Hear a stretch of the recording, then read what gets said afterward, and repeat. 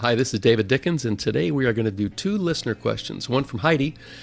She's getting ready to retire, and she's a little overwhelmed with a number of decisions that she wants to make, and she wants to have some help prioritizing those.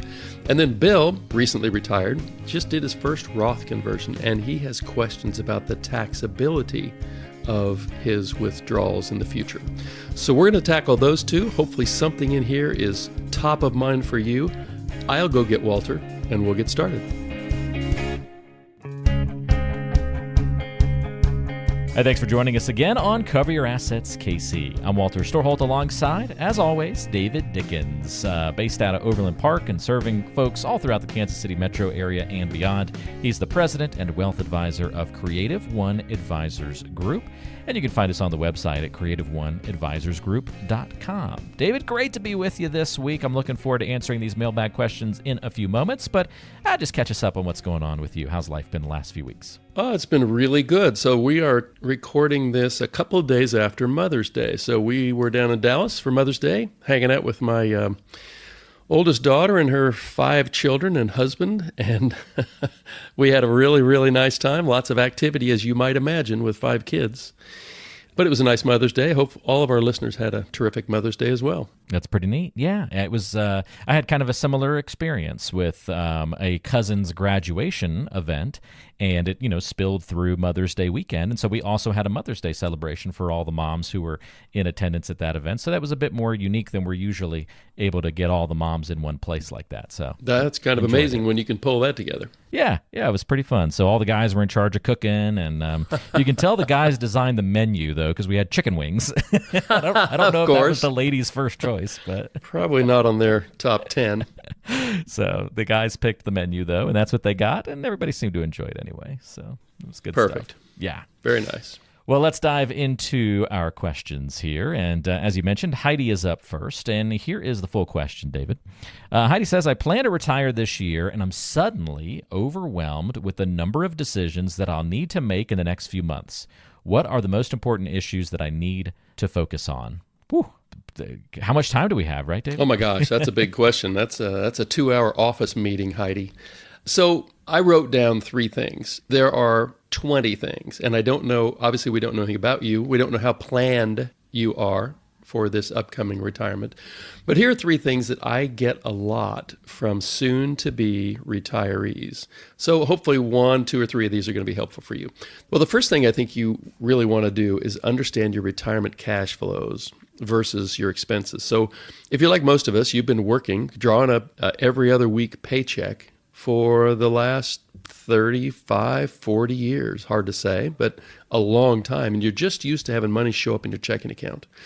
So once you're retired, just to state the obvious, you're probably going to have Social Security. We don't know if you're married, but you might have a spouse's Social Security as well. You may be lucky enough to have a pension. And if that's the case, that's going to plop into your checking account once a month. You might need withdrawals from your retirement accounts. And once you turn 73, you're going to be required to take money out of those accounts.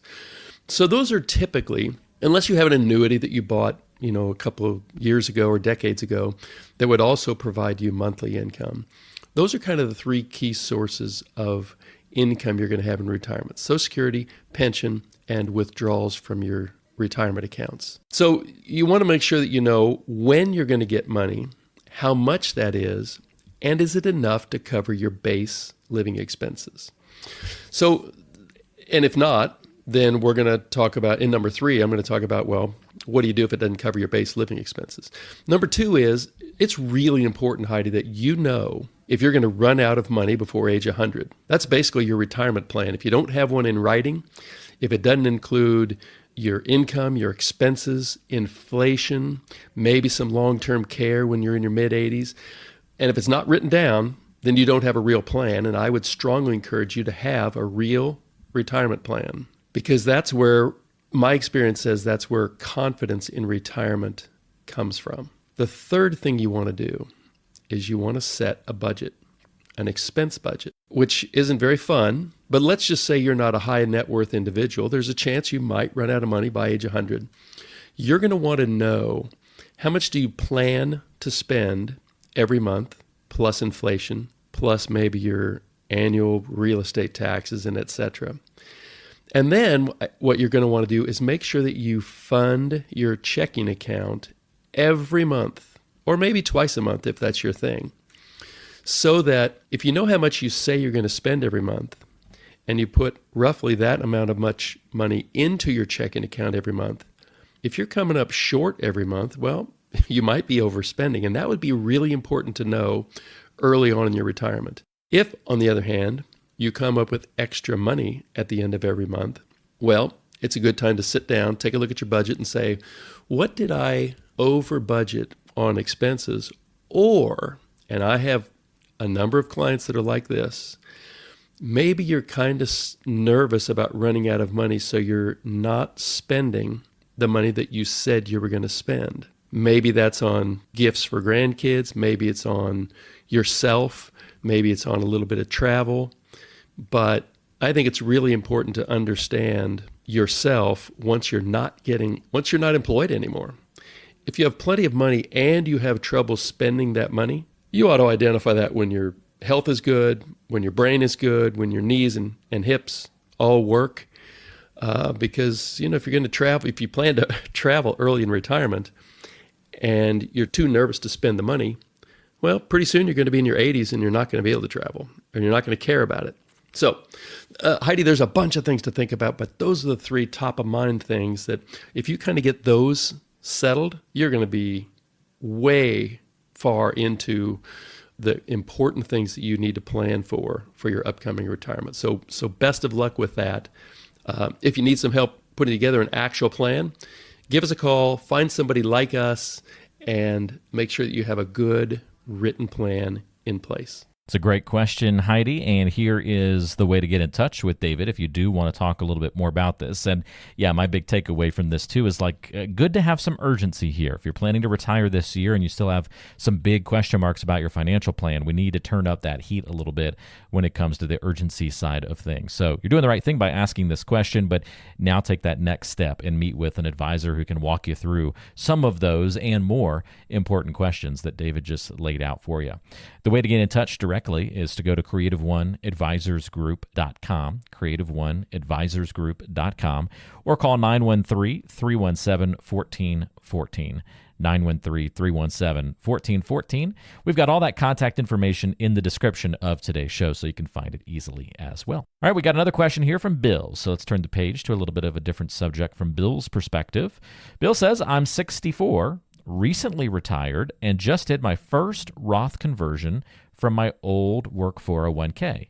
I plan to do a series of Roth conversions over the coming years, probably until I start Social Security at 867. I'm guessing he means 67, probably just a typo. That would be quite the age to start taking Social Security, though. I wonder what it would balloon to by 867. But I'm confused about how withdrawals from each of these conversions will be taxed if I need some of that money before I start Social Security. I know there is a 5-year rule, but I don't know how that affects me. It sounds to me like Bill's coming in with a decent amount of knowledge about this whole thing, David, but yeah, still some question marks here. He is. He's coming in hot with a lot of good knowledge, and I love the plan, Bill. I don't know anything about you, but I love the plan. Those years between retirement and Social Security, which is either 67 to 70, and sometimes you can squeeze in some additional Roth conversions up until age 73 when your required distributions start. But specifically about your question, I love the idea of a series of Roth conversions. It gets money out.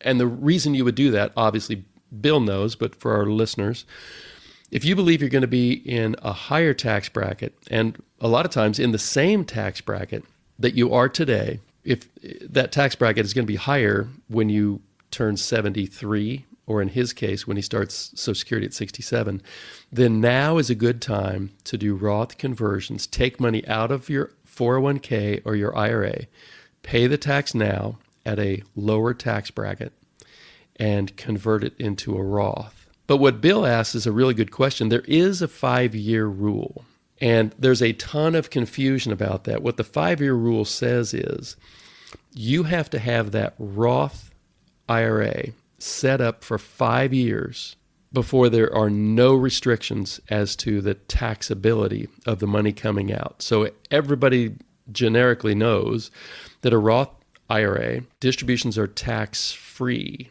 And that's exactly correct if you've had it open for at least 5 years. So just a little bit more detail around that. Let's just say that Bill has a Roth IRA that he started a couple of years ago, and now he's going to do conversions. Each of those conversions, he's questioning, am I going to pay any tax when I withdraw that money?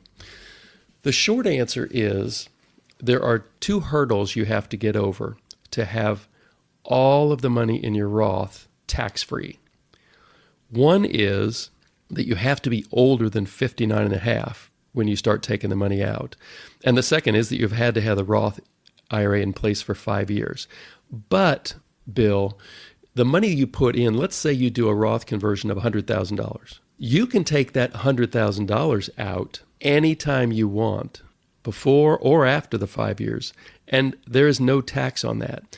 You can always go get the money you put in, regardless of the length of time you've had that Roth open and regardless of your age. So maybe an example would be helpful here. Let's say that Bill doesn't have a Roth right now, and he's going to roll some money out of a 401k. He rolls $100,000 out this year, and he establishes that Roth this year. But maybe he doesn't do it till September. And next year he does another 100, and the year after he does another 100. So after the third year, he has 300,000 in there. He can go get that 300,000 anytime he wants, and there's no taxes because as he made the conversions, he paid the tax. But the 300,000 has grown, hopefully, over the couple of years he's had it in there. So now it's worth $350,000. The $50,000 will be taxable if he cleans out the entire $300,000 and then goes after the earnings. The IRS has a kind of a very helpful thing set up where the first money you take out of a Roth is your contribution. So you don't have to designate, hey, I'm taking principal out or I'm taking earnings out. It is set up in their code that the first money you take out is the money you put in. So no big deal. You decide you want to take a nice long European cruise vacation. You take the money out of what you contributed. No big deal. There is technically, people will talk about, well, there's a 5-year rule for every conversion you do. And technically, that's correct. But once you've had any Roth IRA open for 5 years, all the other Roths that you might have, they are covered by the 5-year rule on the first one you opened. So, Bill, for all we know, you had a little teeny tiny little Roth IRA that you had in your 40s. Well, then you don't have to worry about the 5-year rule for any of these conversions that are coming up. And we know you're over 59 and a half, so you don't have anything to worry about as far as the money you put in and the earnings on it if you had one of those old Roths. Hopefully that was of some help to you. I am excited about your idea. I think it's really good.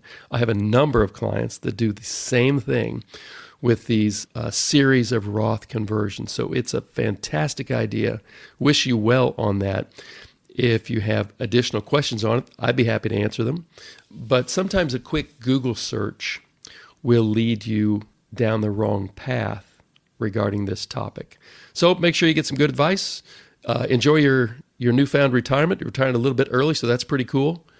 And wish you well in that retirement. It's a great question, and so glad you sent that one in to us, Bill. I'm sure other folks maybe are intrigued by what Bill's doing, but may not have the excitement of doing it all on their own or trying to figure out some of those nuances. And so that's usually a great indicator that an advisor is going to be helpful to you and be able to lead you in the right direction and help you execute these kinds of plans with the full picture and spectrum in mind.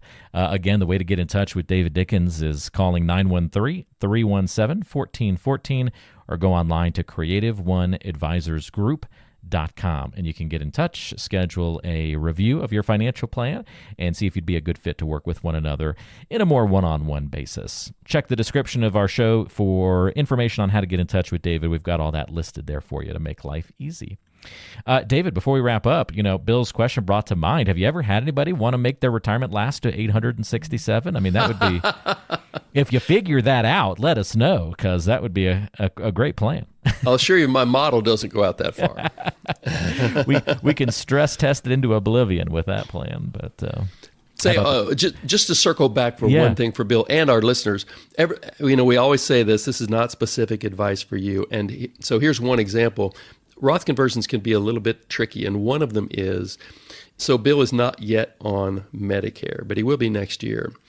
And if you convert too much, then you might be subject to a Medicare surcharge. And so this is why either being a really good do-it-yourselfer or having somebody help you with these can help you avoid this Medicare surcharge. It's one of these unintended consequences. It doesn't mean you shouldn't do a Roth conversion. What it does mean is two things. It's not 100% straightforward as to how much you can convert.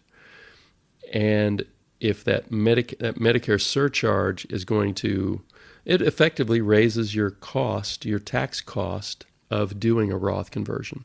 So either be a super do-it-yourselfer, get some good advice. That's an unintended consequence that some people hit. This is not specific advice for you, Bill.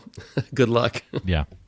Love the disclaimer there, just so folks are aware of the nuances that involve everybody's individual plans, right? What's right for one person may not be right for you, and that's why it's always great to go through that full review.